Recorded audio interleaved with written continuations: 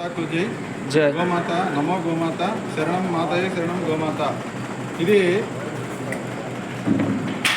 రాయలసీమ నంద్యాల జిల్లా నంద్యాల టౌను బృందావన గోశాల. మన బసవరాజన్న గారు నిర్వహించే గోశాలలో మేము నిత్యం పూజించుకునే మా దేవత మా తల్లి శ్రీ అన్నపూర్ణ గోపరాశక్తి మాతకు ఈరోజు కార్తీక మాసం శుద్ధ అష్టమి, ఈరోజు గోష్ఠాష్టమి అని పర్వదినాన్ని తెలియజేశారు. గోష్టము అంటే ఆవులను ఉంచేటువంటి కొట్టం, దాన్ని గోష్టము అంటారు. గోష్టంకి ఈరోజు అలంకారం చేయాలి, అందరూ గోశాలకు రావాలి. గోష్టం అంటే ఆవుల కొట్టం అంటే గోశాల. అందరూ కూడా ఈరోజు గోశాలకు రావాలి. గోశాలను శుభ్రపరిచి గోశాలను మామిడి తోరణాలతో పూలమాలతో అలంకారం చేయాలి. గోమాతను నందీశ్వరుని కూడా శుభ్రంగా అలంకారం చేసి వారికి అన్ని రకాలుగా ఉపచారాలు చేసి ఈరోజు గోపూజను చేయవలసిన అవసరం ప్రతి ఒక్క హిందూ బంధువుకు ఉంది. మన పురాణాల్లో శ్రీమద్ భాగవతంలో శ్రీకృష్ణ పరమాత్మ ఆయన గోపాలకుల ఇంటిలో అంటే యాదవుల ఇంటిలో పెరిగి పెద్దవాడయ్యాడు కాబట్టి ఆయన యాదవుల యొక్క కుల వృత్తి అయినటువంటి ఈ గోపోషణ, గోవులను అడవికి తోలుకెళ్ళి ఆహారాన్ని మేపడానికి అడవులకు తోలుకెళ్ళడం మొదలుపెట్టిన రోజు ఈరోజు గోష్ఠాష్టమి. అందరూ కూడా ఈరోజు గోపాష్టమి అంటున్నారు. ఇది గోపాష్టమి కాదండి, గోష్ఠ అష్టమి. గోష్టము అంటే ఆవుల కొట్టము, గోష్ఠ అష్టమి కార్తీక శుద్ధ అష్టమి గోష్ఠాష్టమి అని చెప్పాలి.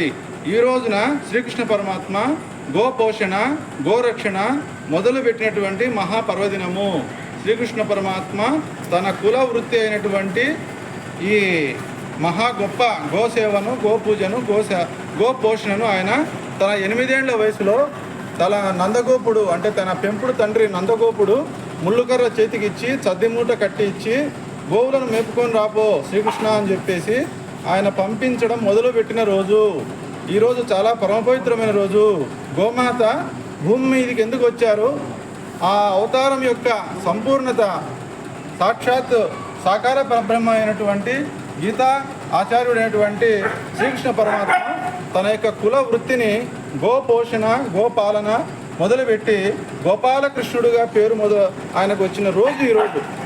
మీరు రోజుకో దేవతను పూజించినా కానీ ఈ రోజున గోమాతను గోశాలకు వచ్చి పూజ చేస్తే 33 కోట్ల మంది దేవతలు నివసించే గోమాతను పూజ చేస్తే మీరు 33 కోట్ల మంది దేవతలను ఒకే రోజులో ఒకే సంకల్పంలో పూజ చేసినటువంటి గొప్ప ఫలితాన్ని పొందే అవకాశము ఈరోజు గోష్ఠాష్టమి వ్రతం పూజ రోజు అవకాశం వస్తుంది.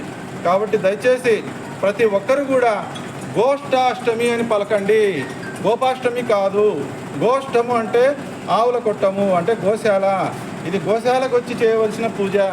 గోమాతకు నిత్యం పూజ చేసేవాళ్ళు కూడా ఉంటారు, కానీ ఈరోజు ప్రత్యేకంగా గోశాలకు వచ్చి గోశాలను అందరూ శుభ్రపరిచి తోరణాలు అవిని కట్టి గోమాతను పూజించాల్సిన రోజు ఈరోజు. కాబట్టి గోష్టము అని పలకండి. గోష్టము గోష్ఠ అష్టమి వ్రత పూజ అనేది పలకండి, నోరు తిప్పండి. అంతేగాని గోపాష్టమి అనొద్దండి, ఆ మాటకు అర్థమే లేదు. గోకులాష్టమి అంటే శ్రావణ బహుళాష్టమి, శ్రీకృష్ణ జన్మాష్టమి. ఈరోజు గోష్ఠాష్టమి అంటే గోశాలలో గోమాతను పూజించవలసిన రోజు. దయచేసి గుర్తించండి. ఈరోజు మహాపర్వదినము.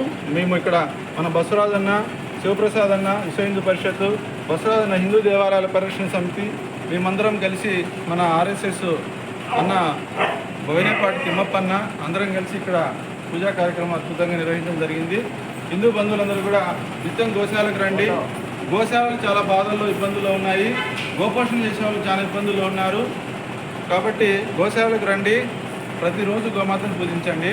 గోహత్యలు ఆపడానికి మీ నోర్లు ఉపయోగించండి. గోహత్యలకు వ్యతిరేకంగా మీరు గొంతునెత్తండి. భారత్ మాతాకు జై, భారత్ మాతాకు జై, భారత్ మాతాకు జై, జై శ్రీరామ్.